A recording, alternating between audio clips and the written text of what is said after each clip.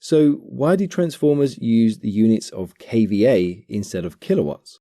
Well, the transformer is just transferring power between the coils. So we use the volt-amp unit. The kilowatts depend on what you connect to the transformer. The manufacturer doesn't know what you will connect to the transformer. So they state the total rated apparent power in volt-amps. And that's because in AC circuits, the load depends on the true power in kilowatts and the power factor, which is basically efficiency. And this varies depending on the device. Some energy is consumed, but it produces no work. It is just wasted as heat, and we call this reactive power with the units VAR. Power factor is just the ratio of true power and apparent power.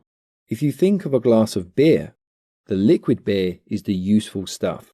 This is your true power in kilowatts. But there is always some foam which is useless. We don't want that. This is the reactive power, or the volt-amp reactive. You pay for the total volume of the glass, regardless of how much foam and beer is inside. This is your apparent power in volt-amps. Now, if you have a good bartender, you will get a little foam and lots of beer for your money. But if you have a bad bartender, then you're going to get lots of foam and not so much beer for your money.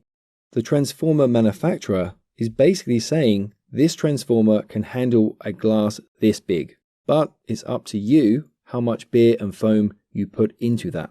The less foam you try to pass through, the more beer you can get out. So, the more efficient the device is that you connect, the more things you can power.